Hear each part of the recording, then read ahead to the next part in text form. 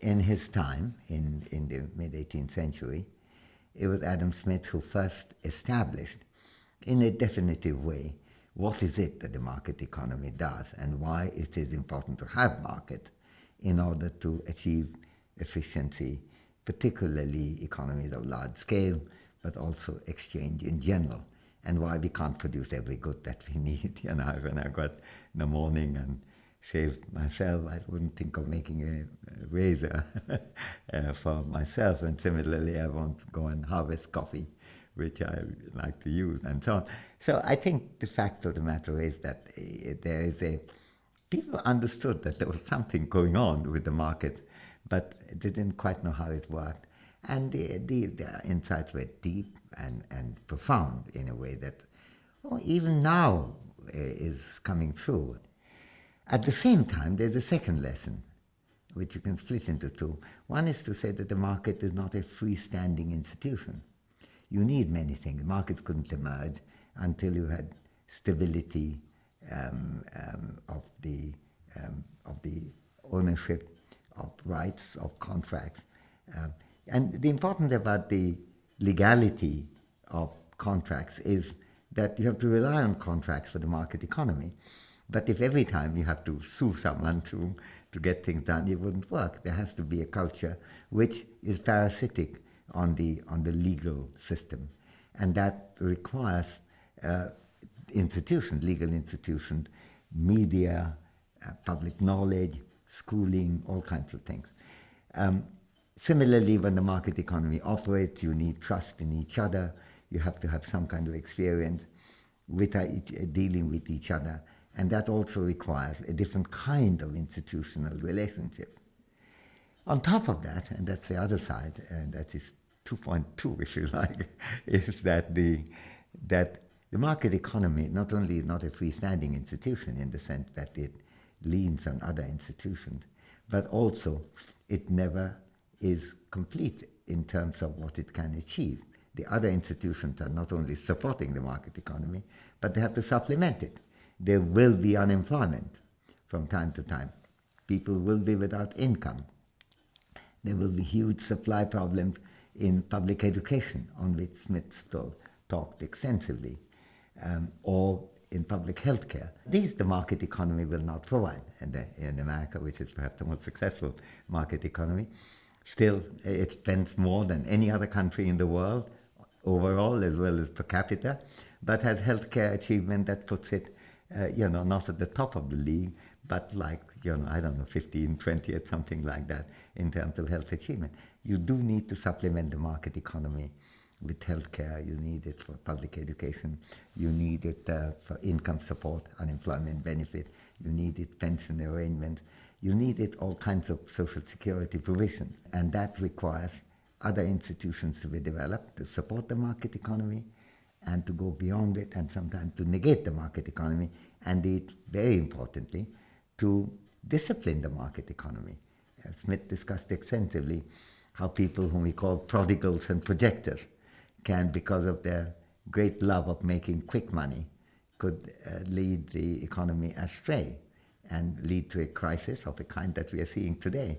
Prodigals and projectors fit very nicely the description of people who started the subprime mortgage crisis, and it fits the Enron very well too.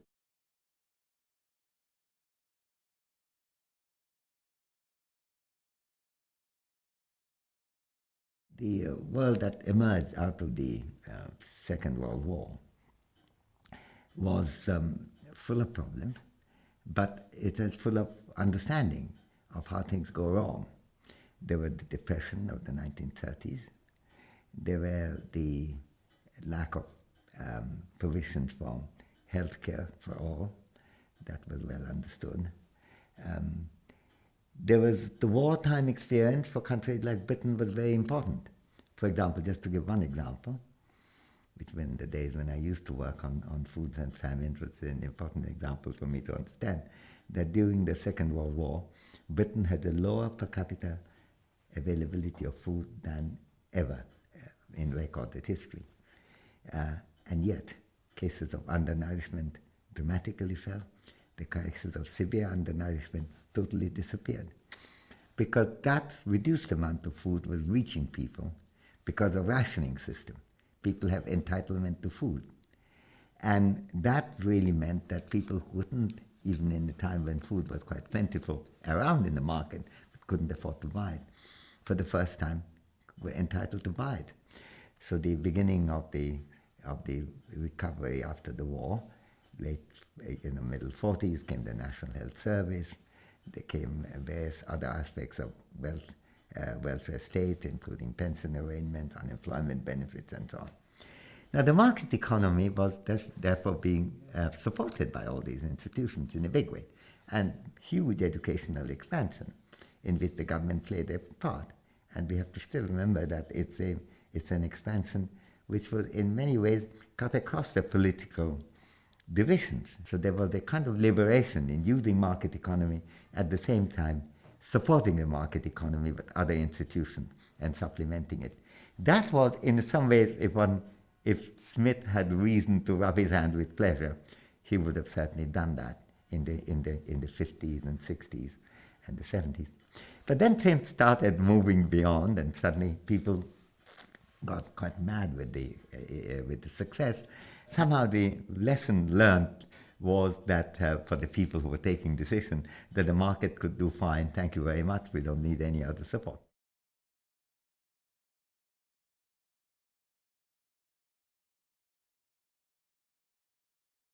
It was increasingly, the regulations are not needed. Reagan started that very much. It was continued in the Clinton era. Some of the major deregulations of particularly insurance industry occurred in the modification that the Clinton era legislation provided, often by economic advisors. They're very wise economic advisors, but they too were reading it in terms of all market economic success. Now, for example, in 2000, they abolished any regulation on what it calls credit default swap. Now, despite the fancy name, it's just a kind of insurance. It was huge pressure from Wall Street. The White House responded, and the Congress responded. Now there are trillions of bad credit default swap insurance money going around because these people suddenly, you needed capital for capitalism. Suddenly you could do capitalism without capital. A lot of people got into this insurance field without anyone checking whether you have the money to do it and what kind of arrangements you have. And then on top of that, financial progress or innovation had allowed people to get rid of your assets that, you lend people money or insure someone, and you get either assets in the form of against their houses or something else, and you could sell them off through derivatives and other markets. And soon the people who originally did the foul deal are nowhere in the market because they've got rid of the thing. All these became deregulated. There was no need for that. The economies with the mixture of government regulation and the market were doing much better than they're doing now. So I think the crisis was generated by a kind of confusion about what is it that provides a stable progress using the market, but at the same time relying on many other institutions. It was a very costly mistake.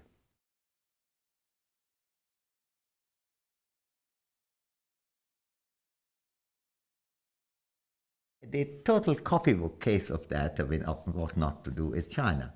Up to 79, they ignored markets altogether. The industries were in a bit of a mess, agriculture in a total mess. And the communes, there have been never a system devised which was less productive on agriculture than communal agriculture. Now, they abandoned them all in 79, and that worked brilliantly well for agriculture, pretty well for industry, with slightly mixed record, but pretty well generally. But in healthcare, disaster. You see, the Chinese thought, since the market is so good, it works very well in the healthcare too. So they abolished universal social insurance provided either by the communes in agriculture, within the rural economy, or by the state in other parts of the country.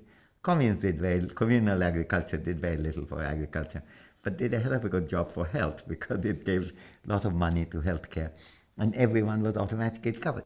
The Chinese abolished that, and suddenly from after 79, you had to buy your own insurance with your own earned money, and excepting for a small group of people for whom high civil servants and some business firms, everybody else had to do it. And the result was a precipitated slowing down of China's progress in healthcare. I mean, just to give an example, it's often instructive to look at a part of India. India is such a diverse country. One part of India, Kerala, was very similar to China in having healthcare as a right provided by the state. The right to get basic state-based healthcare was available to all, and Kerala never abolished that. And you can see the difference coming up. In 79, Kerala had a life expectancy of 67, China had 68. Now China had moved in more than 25 years now, 30 years now, had moved to about 72. And Kerala is about 75, 76. Infant mortality in China and Kerala at that time was 32. Now China has come down to about 25, 26. Kerala is down to about 12. And it indicates what China could have got if their unprecedented economic growth was combined with a supportive, non-market-based healthcare. But they didn't, because the idea was that just earlier on, they would have none of the market, and after that, they will have nothing other than the market. And I think what was missed out is the basic Smithian notion that you need a mixture. It placed market in a complexity of institutions. It gave market its due, and it's very important because a lot of people didn't, and it actually at the same time established why it needs the help of others, why markets are as good as the company it keeps.